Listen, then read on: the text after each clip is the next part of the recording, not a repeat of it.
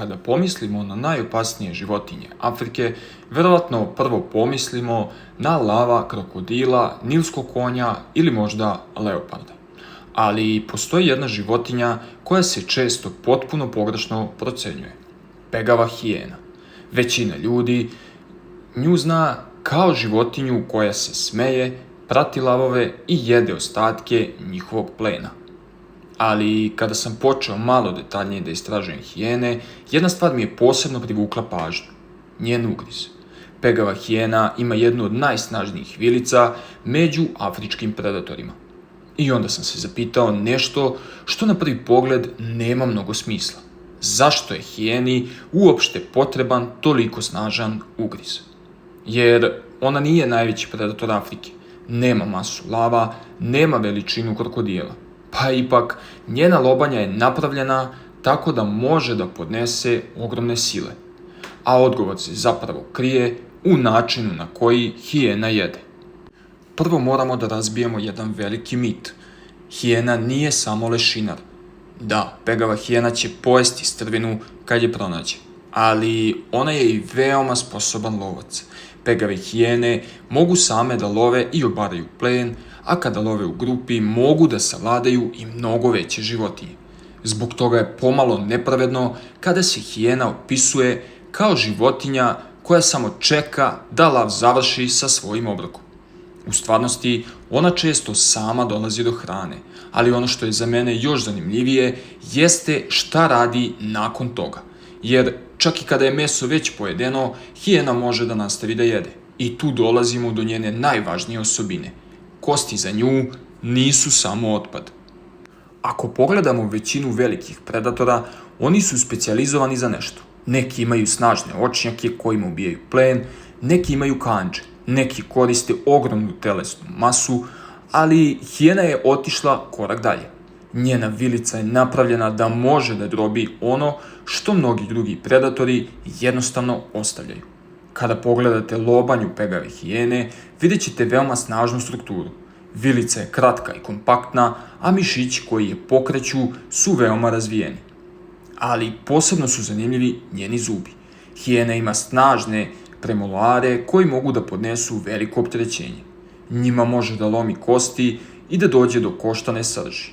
A to je veoma važna stvar. Jer ako si predator koji može da iskoristi samo meso, veliki deo plena na kraju postaje otpad.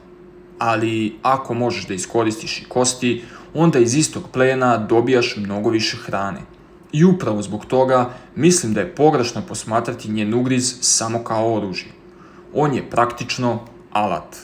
Često se na internetu može pronaći podatak da pegava hijena ima ugriz od oko 1000 prsa i taj broj zvuči neverovatno. Ali ovde treba biti malo oprezan. Kada pričamo o snazi ugriza različitih životinja, brojke nisu uvek direktno uporedive. Postoje različite metode merenja, različite tačke na kojima se sila meri, različite veličine životinja i različiti načini na koje koriste vilicu. Zato ne bih rekao da je priča jednostavno hijena ima broj 1 i niko joj nije ravan. Mnogo je zanimljivije pogledati šta ona može da uradi sa tom snagom, a odgovor je prilično brutalan. Može da drobi kosti. Zamisli scenu u savani. Lavovi su upravo završili obrok, oko njih ostaje ono što više ne žele. Veliki delovi kostura, kože, tetive i drugi tvrdi delovi, za lava najveći deo posla je završen. Ali onda dolaze hijene. I ono što je lav ostavio iza sebe, za njih još uvek može da bude veoma vredno. Hijena može da koristi svoje snažne zube, da otvori kosti i dođe do onoga što se nalazi unutra. Koštana srž. I upravo tu postaje jasno zašto je prirodna selekcija favorizovala ovakvu vilicu. Nije poenta bila samo u tome da hijena može jače da ugrize. Poenta je bila da može da iskoristi više hrane. Zamislite dve životinje koje pronađu isti plen.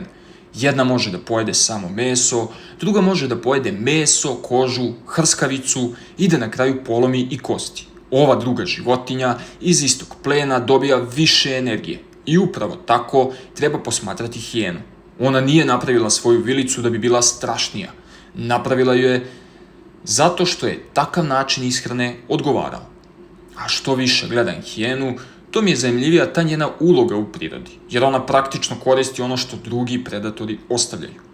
Ali postoji još jedan razlog zbog kojeg hijene mogu da budu ozbiljan problem čak i mnogo većim predatorima. One su veoma društvene životinje. Pegave hijene žive u klanovima koji mogu imati veliki broj članova. I kada se više hijena pojavi oko hrane, više ne pričamo o jednoj životinji sa snažnom vilicom. Pričamo o grupi predatora koja zajedno može da pritisne mnogo većeg protivnika. Zbog toga je odnos između lavova i hijena mnogo komplikovaniji nego što se često prikazuje. Nije to ono lav je kralj, a hijena je njegov lopov. U stvarnosti, obe vrste se takmiče za istu stvar – hranu. I kada se sretnu oko plena, brojnost grupe može da bude presudna. I tu se vraćamo na ono početno pitanje. Zašto hijena ima toliko snažan ugriz? Zato što je potreban. Ne zato što je najjača životinja Afrike, ne zato što mora da pobedi svakog protivnika, nego zato što je njen način života zahtevao nešto posebno. Hijena mora da izvuče što više hrane iz onoga što pronađe ili ulovi, a njena vilica joj omogućava upravo to. Meso je samo početak i kada drugi predatori završe, hijena može da nastavi. I dok je za mnoge životinje kost kraj obroka, za hijenu je to još jedan izvor hrane.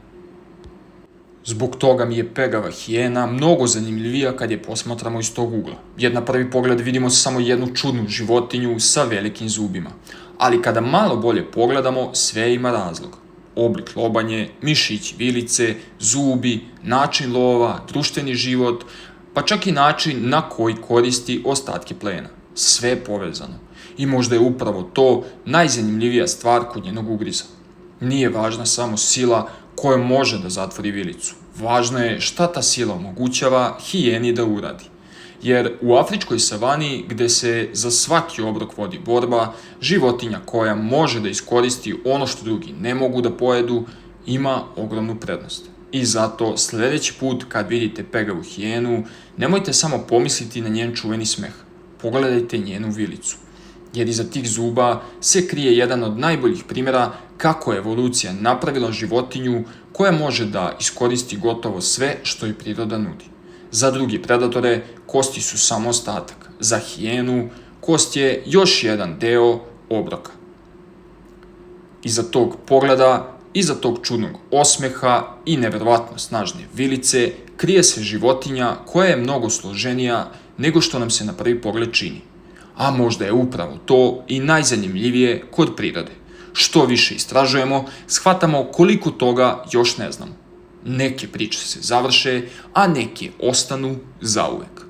Vaš gospodin X.